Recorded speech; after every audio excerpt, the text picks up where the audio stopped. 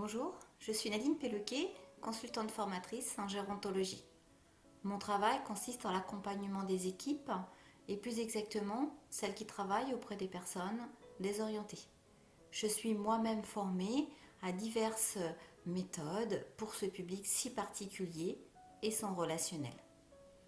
En cette période où le coronavirus nous confine, les personnes désorientées sont d'autant plus touchées. En effet, la base de la relation est totalement perturbée par le fait que les besoins ne sont pas toujours assouvis et que par conséquent, les émotions sont exacerbées. Je me propose de vous accompagner à l'aide du graphisme dans l'optimisation du relationnel aux personnes désorientées. Deux protagonistes, la personne âgée désorientée elle-même et les professionnels. La personne âgée désorientée, donc une petite introduction la concernant. Au fur et à mesure de l'évolution des maladies dites neurodégénératives, on peut observer une première période où le verbal est encore fort présent et une seconde où l'expression corporelle se substitue au verbal. Et enfin, une troisième où la personne âgée désorientée n'est plus en contact. Sur ce graphisme, je vais m'arrêter sur les deux premières. Deuxième protagoniste, les professionnels, quels qu'ils soient, ceux en contact avec la personne désorientée. Pour développer mon propos, j'utiliserai la première personne du singulier. En parlant des personnes âgées désorientées, j'utilise souvent la métaphore suivante. La personne âgée désorientée est un livre ouvert qui ne demande qu'à être lu. Allons ouvrir le livre. La personne âgée désorientée a des besoins. Ces besoins sont de l'ordre de la reconnaissance, de son histoire, de qui elle est, besoin de sécurisation dans ce qu'elle dit, dans ce qu'elle reçoit, ce qu'elle vit, un besoin d'être en paix avec elle-même, mais aussi de pouvoir mourir apaisée, être stimulée, être utile, notamment à autrui, et d'être écoutée sans être jugée. Afin de répondre à ses besoins, elle doit pouvoir exprimer ses émotions. Elles sont représentées sur ce graphisme par 4 ballons de baudruche, mais en nombre bien plus important. Elles représentent la joie, la peur, la tristesse, la colère, mais aussi on retrouve la surprise, le dégoût et bien d'autres. Le professionnel possède une boîte à outils pour répondre aux besoins de la personne âgée désorientée. Ceci en l'aidant à exprimer ses émotions. Allons découvrir la boîte à outils. Premier outil naturel, c'est celui d'observer. J'ai les yeux et les oreilles. Ils vont me permettre de lire le titre du livre de la personne âgée désorientée, qui correspond au moment et qui est toujours alimenté par une émotion. Je vais lire quoi sur cette dernière? Ses gestes, est-ce qu'ils sont nerveux, souples? Son regard, est-ce qu'il est froid? Est-ce qu'il est soupçonneux? Est-ce qu'il pétille? Ses tensions corporelles, ce sont les mimiques qui traduisent l'état de stress ou de bien-être, d'anxiété, qui correspondent au tremblement, aux rigidités, mais aussi ses mots, donc la manière de dire, le choix. Même quand la personne a des difficultés aphasiques, je m'y intéresse. Que m'apprennent-ils? Ce qu'ils réveillent chez moi. J'observe et j'en tiens compte. Je recherche les émotions exprimées. Également, je vais observer s'il y a des différences entre les habitudes de cette dernière et ce qui se passe à l'instant présent. Ayant le titre et l'émotion, je vais pouvoir débuter le premier chapitre. Celui-ci consiste en mon adaptation corporelle à la personne désorientée. Pour ce faire, je dispose de 4 pièces de puzzle, que sont la hauteur. Si la personne est assise, je m'assois ou je m'agenouille. Si elle est couchée, je fais attention d'être dans un angle de 30 à 45 degrés dans son axe pour lui éviter toute tension. Deuxième point, la captation du regard. Je recherche à ce qu'elle me regarde. Je recherche son étincelle.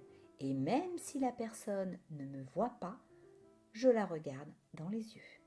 Troisième point, le reflet de l'émotion perçue. Je me mets en miroir, autrement dit, je prends les émotions de la personne. Prenons l'exemple de la tristesse. Mon visage se ferme, mes épaules tombent, ma voix est teintée de tristesse. Ce faisant, je réponds à son besoin d'être reconnue. Et enfin, l'écoute empathique. Je mets la personne âgée désorientée au centre de notre rencontre. Je me centre sur elle. Je la laisse s'exprimer librement. Cela m'amène indirectement à ce que j'ai nommé la poubelle. Car je ne juge ni la personne ni la situation. Je la rejoins là où elle est. Je me mets à son diapason. Je ne préjuge pas de ce qui est bon pour elle, donc la phrase « ne vous inquiétez pas » n'est pas une réponse. J'écoute sa véracité et la reconnais comme telle. Ceci étant fait, je vais pouvoir passer au chapitre suivant, mon verbal. J'ai 3 supports pour lui répondre. Les faits, l'expression des émotions que je perçois et les phrases magiques. En première période, là où la patte communique encore verbalement, je vais prioriser les faits. C'est-à-dire que j'ai le titre, son sujet et l'émotion qui l'alimente, mais je ne la prononce pas. Cela donne « Il est toujours venu vers vous ? Vous appréciez quand il est là ? Vous n'aimez pas cela. C'était mieux quand ?» C'est elle qui va exprimer ses émotions en retour. Je les accompagne, je ne les contredis pas. Durant cette période, la personne âgée désorientée est hostile à l'idée d'être mise en échec par ses émotions. Durant la seconde période, et ce au bout de quelques années, cette dernière se caractérise par le fait que la personne âgée désorientée présente des difficultés d'expression. Les mots sont inventés, d'autres sont pris à la place de certains, les phrases sont abrégées et on recouvre une logorrhée assez typique. Petit à petit, l'expression corporelle se substitue au verbal. La personne âgée désorientée n'est plus hostile à l'expression des émotions. Je vais donc pouvoir les exprimer. Cela va donner « Votre maman vous manque ». Je vois que ça vous attriste. Cela vous met en colère. Enfin, et ce jusqu'au bout du livre de la personne âgée désorientée, il y a les phrases que j'ai nommées magiques, toujours en réponse à ses besoins. Elles vont me permettre de la valoriser, mais attention, sans exagération. Cela peut donner « Vous qui savez faire, pourriez-vous me montrer ? Je vais avoir besoin de vous. Pouvez-vous m'aider ?» Avec ces 2 chapitres, confortés par le titre même, je vais pouvoir accompagner la personne âgée désorientée dans l'émotion qu'elle vit à ce moment présent. Sachez qu'il n'y a pas d'erreur avec les personnes âgées désorientées. Ce qui compte, c'est mon authenticité, mon empathie et ma communication, qu'elle soit verbale ou corporelle, pour qu'elles se sentent exister. Pour aider à la relation, rassurer et reconnaître, j'ai le support visuel. J'ai la possibilité de proposer des écrits que je vais faire avec elle. Si elle le peut, elle-même écrira. Ce sont des petits mots réalisés à la main en lettres cursives que l'on va mettre sur un tableau, un cahier, une feuille. Après qu'il ait été relu par la personne âgée désorientée, on peut la mettre en lieu visible pour que chacun puisse y revenir. Pour finir, comment quitter une personne âgée désorientée avec mes outils ?